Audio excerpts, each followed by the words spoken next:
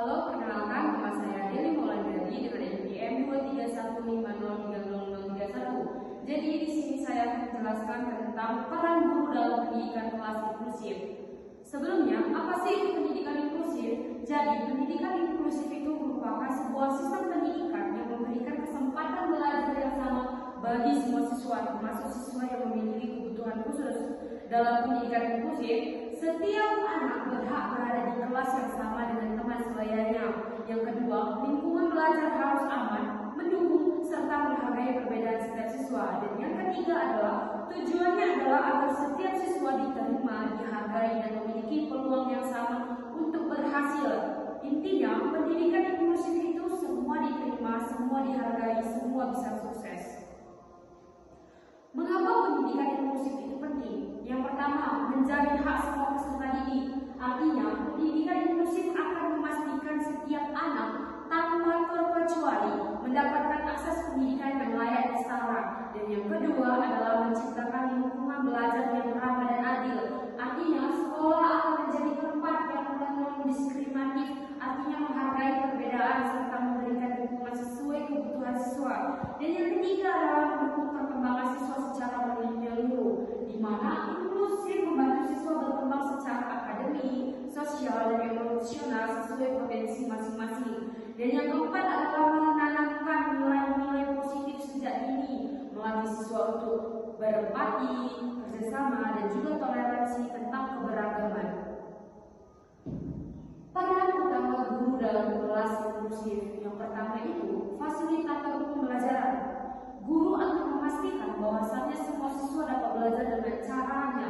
Yang pertama, menyediakan metode dan materi yang fleksibel.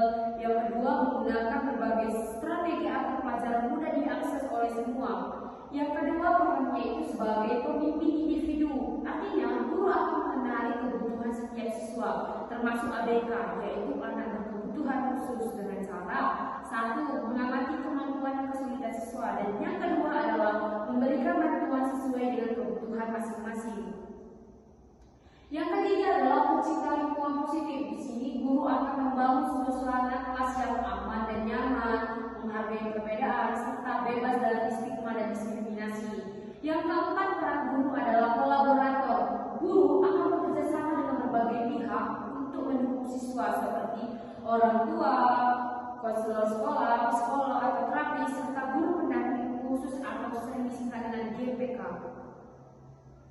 Peran guru mendukung siswa berkebutuhan khusus. Satu, melakukan diferensiasi pembelajaran. Artinya, guru akan menyesuaikan metode, waktu, dan media belajar agar sesuai dengan kemampuan setiap siswa. Yang kedua, menggunakan strategi institusional yang beragam. Artinya, mengajar dengan kombinasi visual, audio, dan kinestetik sehingga materi lebih mudah dipahami dengan berbagai tipe belajar. Yang ketiga, apa? Menyediakan adaptasi kurikulum. Di sini akan menyesuaikan target pembelajaran, materi, atau penilaian bila siswa memerlukan dukungan yang khusus. Yang keempat, memberikan dukungan emosional. Di sini guru akan menunjukkan perhatian, kesabaran, dan pemahaman agar siswa merasa aman dan juga diterima.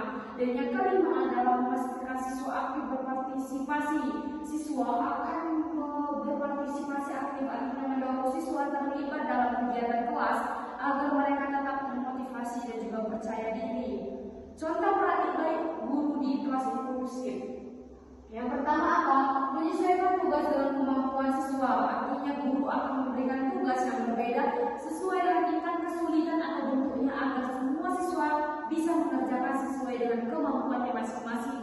Yang kedua adalah menggunakan media pembelajaran yang menarik dan juga mudah dipahami, misalnya menggunakan gambar, video, benda konkret, atau alat perangkat untuk membantu siswa memahami materi dengan lebih mudah. Yang ketiga apa? Yang ketiga adalah mengatur posisi duduk secara strategis.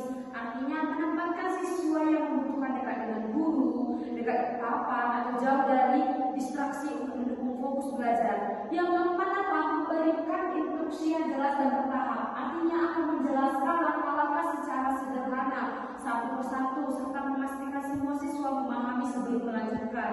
Dan yang kelima adalah menyediakan waktu tambahan. Di sini artinya memberikan waktu lebih lama bagi siswa yang membutuhkan agar mereka tidak terburu-buru dan tetap dapat menunjukkan kemampuan terbaik sebaliknya.